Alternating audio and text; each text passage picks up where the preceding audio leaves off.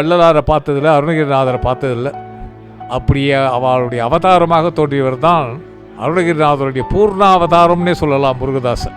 ஏன்னா எப்படி சந்தம் எப்படி இருக்கணுமோ, திருப்புகை எப்படி பாடணுமோ அதுக்கு வழிவகுத்து கொடுத்து சுலபமாக எல்லாராலையும் ஆளக்கூடிய ஒரு வகையான ஒரு திருப்புகை வகையை வழிவகுத்து கொடுத்த ஒரு ஆன்மீக பெரிய பெரியார் இன்றைக்கி என்னன்னா நம்ம முருகதாஸ் தான். நம்ம என்ன அவர் மறைந்துட்டார்னு நினைக்கிறோம். இல்லை, அவங்கெல்லாம் நித்திய சூரிகள். அதாவது நித்திய சூரிகள்லாம் என்றும் புகையோடு இருப்பாள்.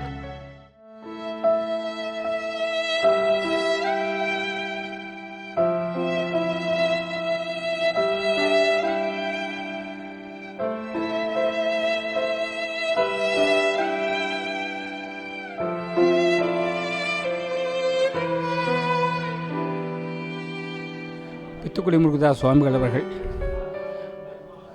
நம்மிடையே நம்மை விட்டு பிரிந்தாலும் இந்த உலகில் அவருடைய புகழ் இன்றைக்கும் வியாபித்திருக்கு. சங்கீத சாம்ராட், கலைமாமணி, பல பட்டங்களை பெற்றவர். நாம் எல்லோராலும் போற்றப்படும் ரமண மகரிஷி ஆசிரமத்தில் இருந்து ரமணரோட பழகி அவரோட சாப்பிட்டு அவரோட உட்காந்து ரமண மகரிஷியை நம்ம பார்த்துருக்குமோ பேசியிருக்குமோ கிடையாது. அவரோட பழகியவரோடு நம்ம பழகியிருக்கோம். இத்தனை வருஷமாக நான் ஒரு ஃபேமிலி மெம்பராக அவரோட இருந்திருக்கேன். இத்தனை வருஷமாக தைப்பூசம் அவர் பிறந்த நாள். இப்போ வந்தால் தைப்பூசம் வந்தால் 99 அவருக்கு ஸ்டார்ட்டு. அவரோட ஆன்மா சாந்தி அடையணும்னு பகவானை வேண்டின்னு முருகனை வேண்டிட்டு இன்றைக்கி முருகனோட கந்த சஷ்டி சூரசம்ஹாரம் இந்த முருகனே அழைச்சின்னு விட்டார்.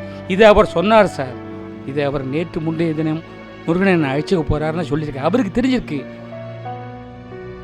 இன்றைக்கி மகாசஷ்டி அன்னைக்கு அவர் காலமானது அப்படி என்ன சொல்கிறது, அப்படியே அவர் சாக்ஷாத் முருகனோட ஸ்வரூபமாக நான் நினைக்கிறேன். அவரோட சங்கீதமே அவ்வளோ தெய்வீகமான ஒரு சங்கீதம். அது அந்த மாதிரி ஒரு குரல் நான் யார் எங்கேயும் கேட்டதே இல்லை. அவர் இந்த ஃபுல் அந்த தெய்வீகம்லாம் அவரோட குரல்லையே இருக்கும். அவர் இவ்வளோ வருஷமாக முருகன் இவ்வளோ ஒரு சேவை செஞ்சு அவரோட சங்கீதத்தினால எத்தனை பேரை பிரம்மானந்தத்தை கொடுத்துருக்காரு, பரமானந்தத்தை கொடுத்து அவரோட கர்மா எல்லாம் கழிச்சுண்டு மோட்சம் அடைஞ்சிருக்காருன்னு தான் நான் சொல்லுவேன்.